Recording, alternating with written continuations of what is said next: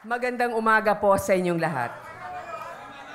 Alam niyo po, 3 taon lamang ang nakalipas nang kami ni Senator Cheese ay narito rin.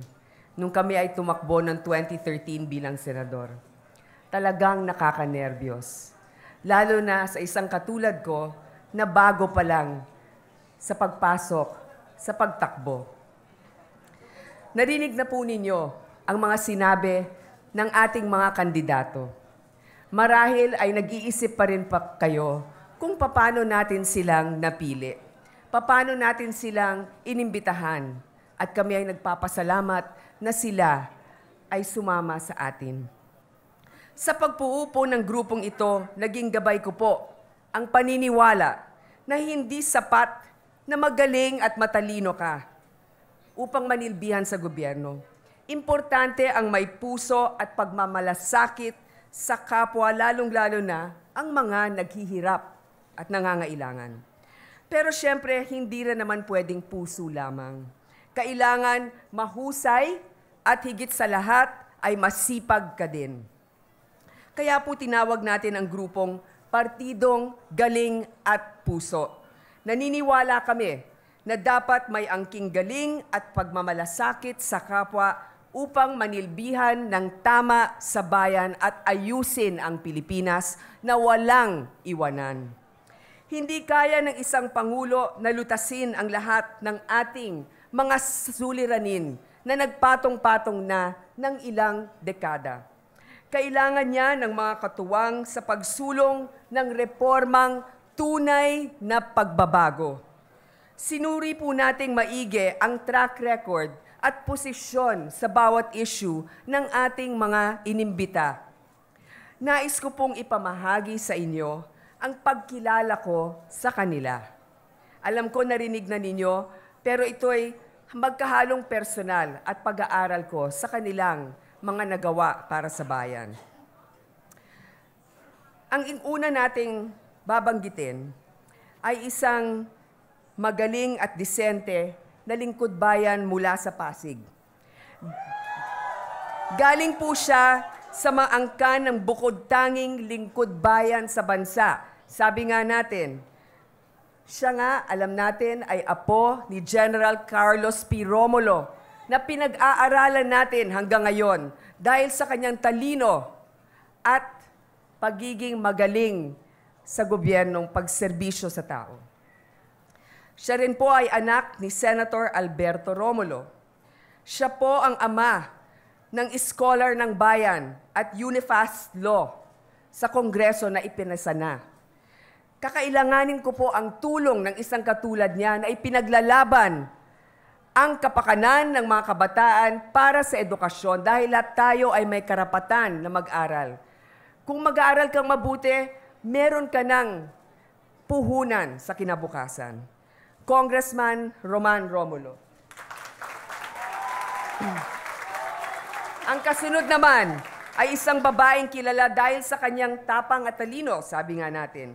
Isa po siyang abogada at guest candidate po mula sa Aksyon Demokratiko. Siya po ay estudyante o ang naging mentor po niya, ang isang napakagaling na senador na si Senator Raul Roco. Kaya patuloy niyang pinaglalaban ang karapatan ng mga kababaihan sa lahat ng kailangan nila sa ating lipunan. At tulad ni Senator Roco, itunuloy niya ang laban para sa karapatan ng mga kabataan. Siya po ay karapat-dapat, sabi nga natin, at may tunay na kay Attorney Lorna Kapunan. Ito naman, susunod na to, hindi na talaga kailangan ng introduksyon. Siya po ay sikat na sikat.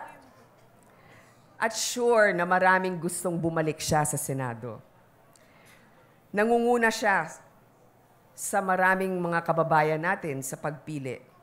Siya po ay malapit na kaibigan ng aking tatay. At tama nga po siya. Kung nabubuhay si FPJ ngayon, sasabihin, dapat magkasama kayo ni Tito Sen. Siya po ang tumulong sa akin nung ako ang naging kauna-unahang babaeng chairman ng Public Order and Dangerous Drugs. Dahil sa kanya, marami tayong nagawa na pag-iimbestiga para sa ating mga kapulisan, para sa kanilang serbisyo at disiplina at kanila ring mga kailangan bilang mga asawa at mga anak para sa kanilang pamilya. Siya rin po ang nagpasa ng maraming batas sa Senado. Naging majority floor leader. Magaling makipagdebate at galing sa puso palagi ang sinasabi. Hindi alam ng ating mga kababayan na si Tito Sen, kahit na merong noontime show, ay hindi nag-a-absent sa Senado at palaging present at tinatapos ang pagdi-deliberate namin doon. Kaya nga hanga ako sa kanya, hindi lamang dahil siya ay isang senador o artista, kundi dahil sa kanyang work ethic at dahil inuuna niya ang pangangailangan ng mga mahihirap nating kababayan. Katuwang po natin sa public service at katuwang natin sa laban sa droga. Senator Tito Soto.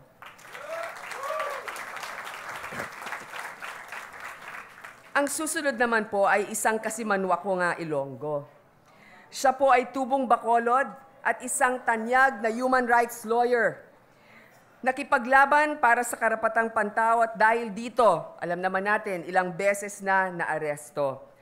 Alam mo si Congressman Nery, matagal na naming kasama na nakikipaglaban sa kung ano-ano pang mga batas na dapat natin isulong. Nabanggit nga ang freedom of information para ang transaksyon ng gobyerno ay bukas na suriin nating lahat.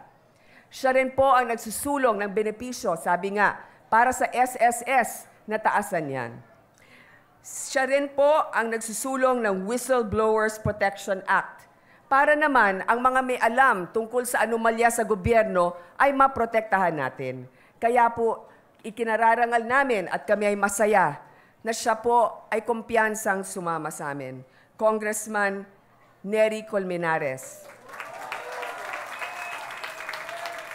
Ito naman po, dati po siyang mayor ng Valenzuela City.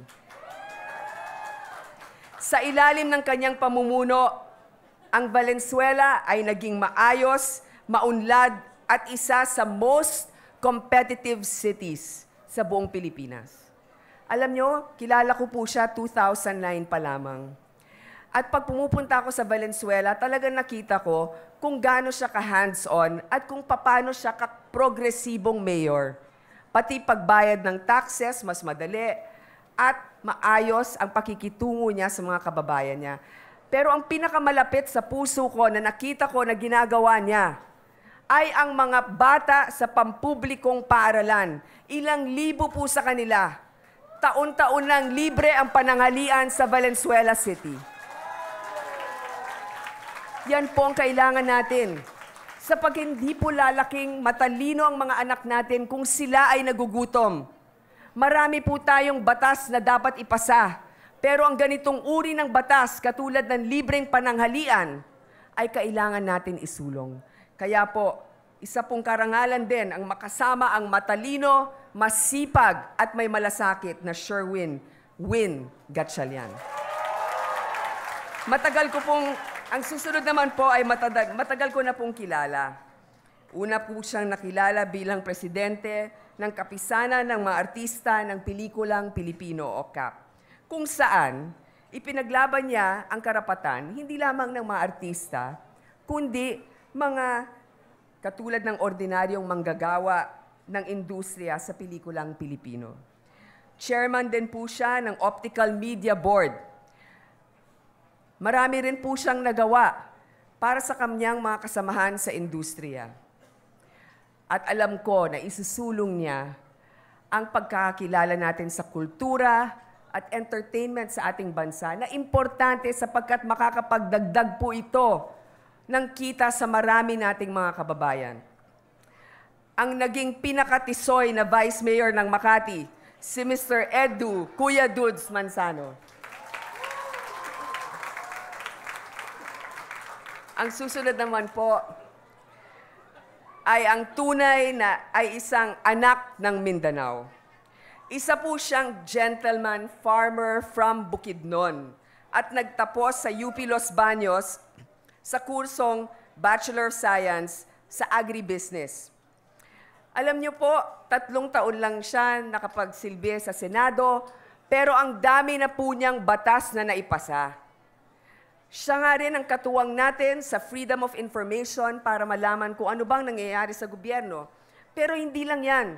Nauna siya sa marami kasama ni Senator Loren na ipaglaban ang dapat nating gawin para handa tayo sa climate change. Siya po ay marami ring pinaglalaban para sa food self-sufficiency dahil importante rin ang kapakanan ng ating mga magsasaka para sa ating lahat. Kaya po, isa rin pong kasama natin na makikipaglaban para sa ating mga kababayan, ang boses ng Mindanao, tagapagtanggol ng kalikasan, ibalik natin sa Senado, Senator Miguel Mig Zubiri. Ito namang susunod. Alam ko na hindi po siya masyado pang kilala. Sa totoo po, nung una ko siyang kinausap para malaman kung siya ba'y sasama sa atin, ako po ay talagang na-impress. Siya po ay nagtapos sa Philippine Military Academy bilang class baron, first captain ng batch niya. Nag-graduate din po siya sa Royal Marines Commando School sa UK at FBI Academy sa US. At hindi lang yan, isa rin po siyang abogado, nagtapos sa UST Law School bilang cum laude. Isa po siyang mga founding fathers ng PNP Special Action Force or SAF, kaya may SAF tayo. Siya ay naging hepe ng PNP CIDG. Pagkatapos ng 30 taong serbisyo, siya po ay nagretiro at nanalo bilang kinatawan ng ACT-CIS party list. Kakailanganin ko po ang tulong ng isa na katulad niya sapagkat seryoso tayo lalong-lalo na bilang mga magulang na magkaroon ng peace and order sa ating bansa at labanan ang problema lalong-lalo na sa droga. Kailangan natin ng disiplina sa mga nagpapatupad ng batas at siya ay isang ehemplo sa kanila. Kaya po, isama po natin sa ating listahan, General Samuel, Sir Chief Pagdilaw.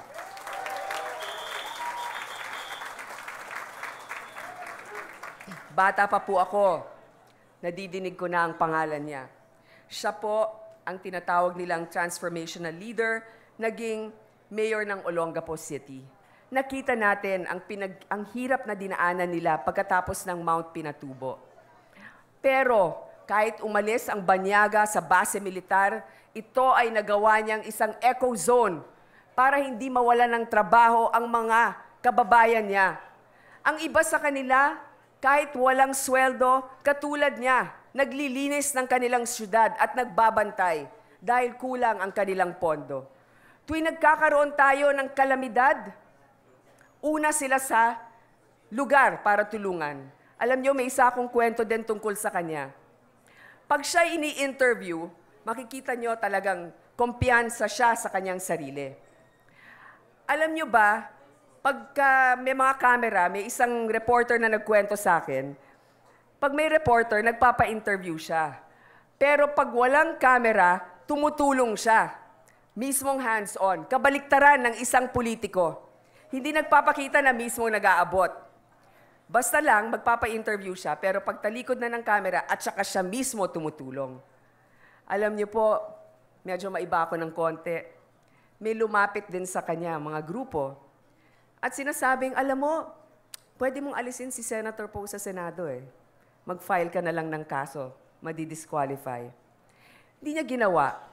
Sapagkat ang gusto niya ay patas na laban at naniniwala siya sa boses ng nakararami. Kaya po, isa pong karangalan, ang isang taong nag-promote ng ating bansa sa pamamagitan ng WOW Philippines na makasama, si Senator Dick Gordon. Ipasok na natin sa Senado.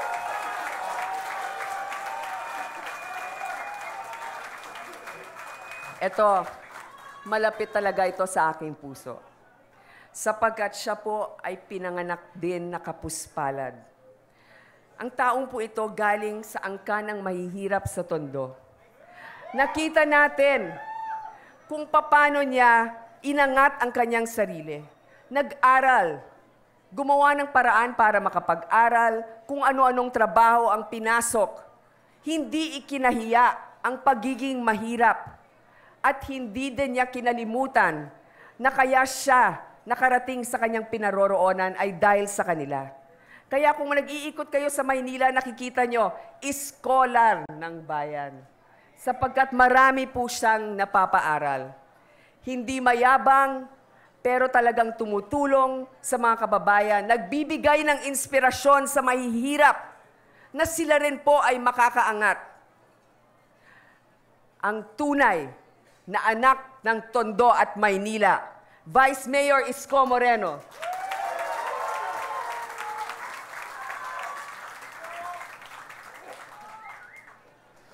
Ang susunod ko pong ipapakilala sa inyo ay isang babaeng tubong Bulacan. Alam niyo, nung nag-iisip kami, sino ba ang karapat-dapat nating isama dahil alam natin nakakatulong. Alam niyo po, hinangaan kong tatay niya dahil wala naman po tayong OFW, mga departamento ukol dito, kung hindi dahil kay Kablas Ople. Katulad ko rin, inspirasyon niya ang kanyang tatay sa kanyang paninilbihan sa gobyerno. Natulungan ang pinaka-nangangailangan at sa ngayon, ang nagbibigay sa atin ng pride sa iba-ibang bayan, pati na rin sa mga remittances nila, pero tila yata nakakaligtaan ang kanilang pangangailangan. Ako po ay nakaranas rin na manirahan sa ibang bansa. At alam kong pangungulila nito, mas lalo mong minamahal ang iyong bayan pag ikaw ay napapalayo. At mas kailangan ang pagkalinga at pag-alala ng ating mga kababayan pag nangyayari yan. Alam niyo po, pag ako'y nasa Senado at naghihiring, kahit wala po siya sa Senado pa, isa siya sa palagi nandun na lumalapit sa amin at nagsasabi, Senator, yung terminal fee na 500 pesos, ini-impose pa rin nila. O kaya, Senator, yung balikbayan boxes. Kaya alam mo, kahit na napakaraming magagaling rin na pwede nating pagpilian, talagang isang kailangan nating ilagay sa Senado, ang isang katulad niya na hindi politiko, pero tapat magmahal sa kapwa. Dalin po natin, kasama natin, Susan Ate Toots Ople. Ito naman, ang pang-12 pero hindi po ito in sequence of capability. Siya po ang isa sa pinakamahusay at matalinong kaibigan ko sa Senado. Isa po siyang ekonomista na nabanggit nga natin nagsulong ng napakaraming batas. At uulitin ko kasi baka nakaligtaan. Free Health Insurance for Senior Citizens Act. Siya rin po ang may akda ng batas na nagpababa ng kaltas sa Christmas bonus para naman yung ating Christmas bonus ay mas maraming maiuwi natin sa ating pamilya, pati na rin sa 13th month pay. Magaling na senador, matalino, at hindi pwedeng palusutan, lalong-lalo na pagdating sa budget. Asawa din niya ay magaling na gobernador at mahal ng kanyang mga kababayan at maraming Pilipino. Nakasama ng aking ama sa kanyang trabaho. Ngayon nakikita ko, may pinagmanahan talaga si Ryan. Nakikita ko ang kanyang talino at galing, manang-mana sa kanyang mga magulang. Kahit po siya ay napapabilang sa ibang partido at naniniwala kami sa unifikasyon. Hindi bali na kung ano pang partido mo, basta meron kang maiambag na tulong sa taong bayan, tanggap ka namin dito. At kami ay nagpapasalamat. Senator Ralph Recto.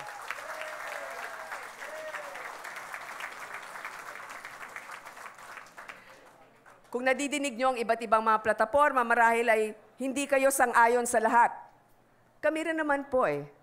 Hindi po tayo gumagawa ng isang grupo na iisa lang ang pananaw. Kailangan may kanya-kanya tayong paninindigan at advokasya, pero ang hindi dapat mag-iba ay ang pagmamahal at pagmamalasakit natin sa bayan. Kung anumang programa yan, kung ito'y makakabuti, may karapatan kayong isulong yan. Hindi po tayo nagdidikta na ito ang dapat mong gawin. Ang idinidikta lang namin ay ikaw ay dapat maging tapat at ikaw ay dapat manilbihan sa taong bayan. Kaya po, sa kabuuan po ng ating slate ngayon, nais ko pong hingin ang inyong tulong. Maraming tumatakbo. Pero sa tingin ko, ibinigay namin sa abot ng aming makakaya ang tunay na makakatulong sa atin. Ang puhunan natin ay galing at puso. Ayusin na natin ang Pilipinas. Walang dapat maiwanan. Maraming salamat po.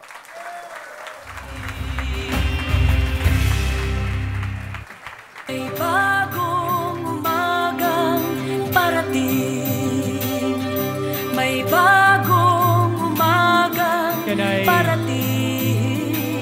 Request Senator Grace and Senator Cheese on stage.